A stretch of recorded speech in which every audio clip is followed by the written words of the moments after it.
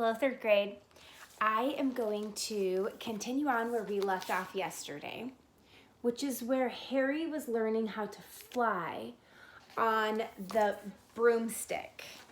It's Slytherin and Gryffindors taking the class together, and they're learning how to fly. So let's pick up where we left off. "Give that here, Malfoy," said Harry quietly. Everyone stopped talking to watch.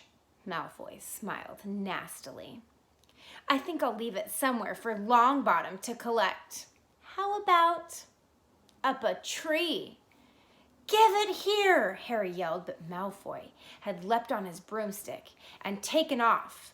He hadn't been lying. He could fly well. Hovering level with the topmost branches of an oak, he called, "Come and get it, Potter." Harry grabbed his broom. "No!" shouted Hermione Granger. "Madam Hooch told us not to move. You'll get us all into trouble." Harry ignored her. Blood was pounding in his ears. He mounted the broom and kicked hard against the ground, and up he soared.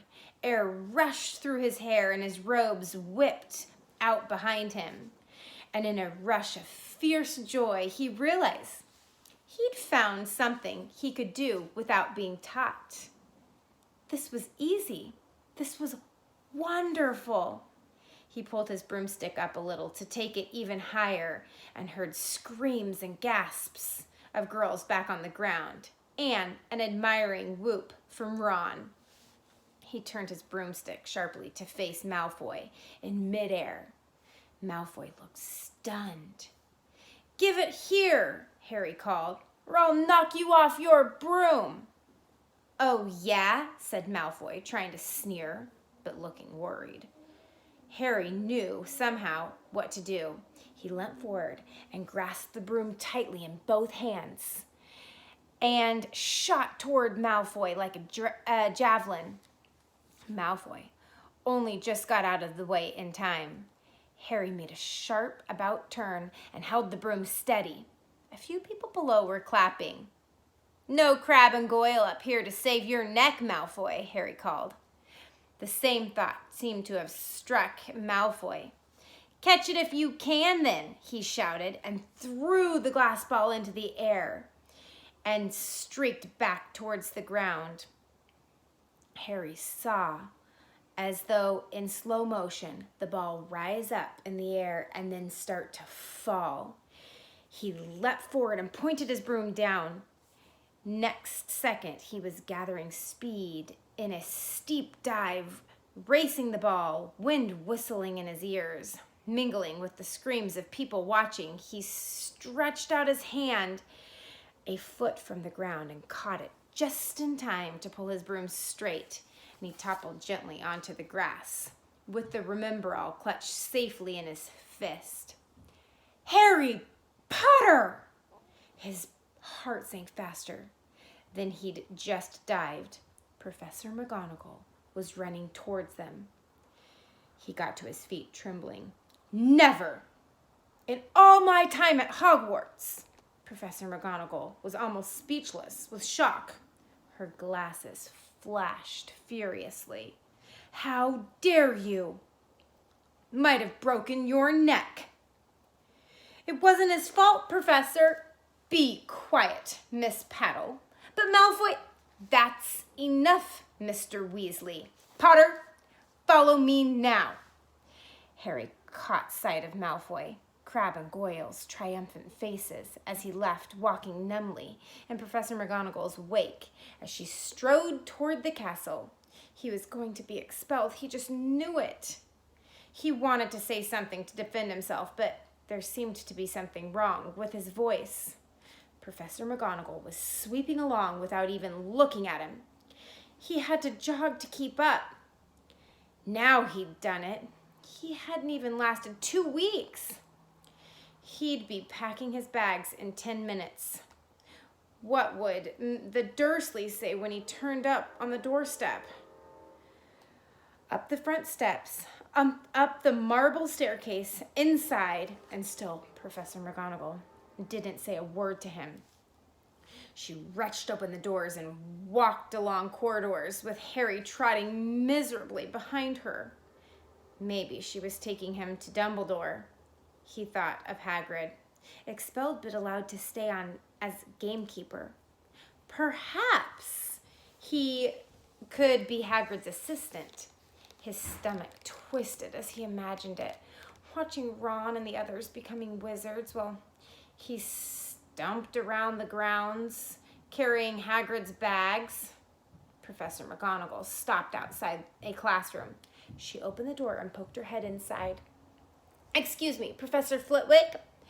Could I borrow Wood for a moment?"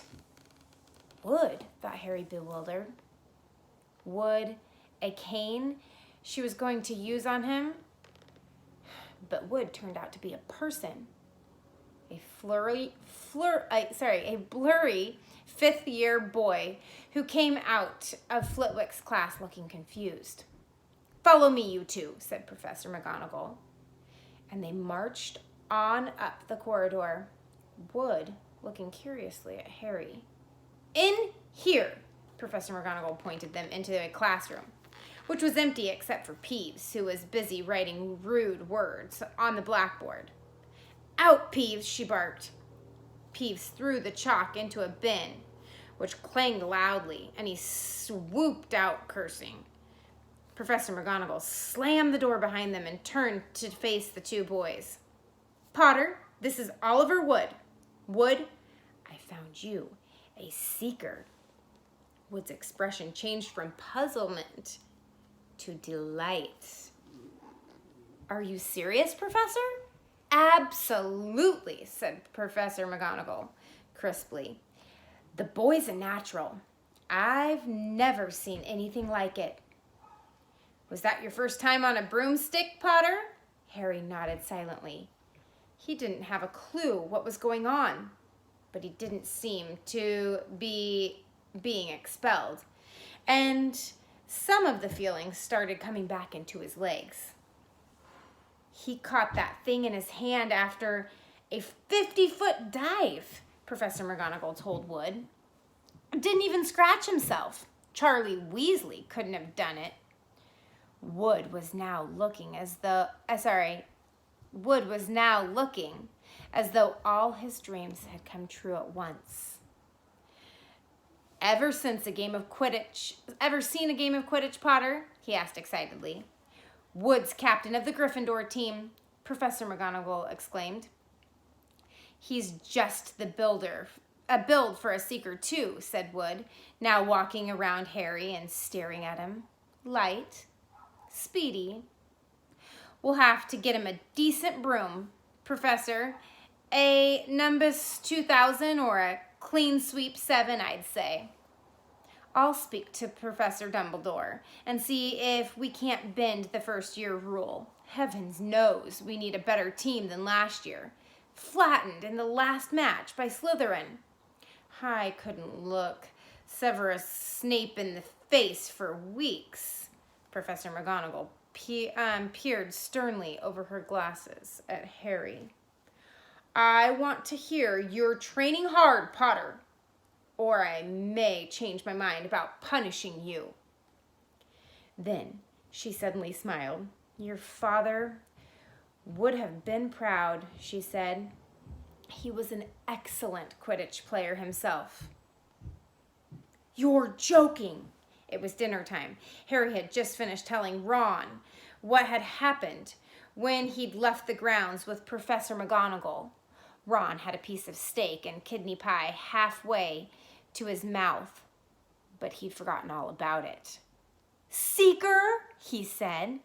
"But first years never—" "You must be the youngest house player in about a century," said Harry, shoveling pie into his mouth. He felt particularly hungry after the excitement of the afternoon.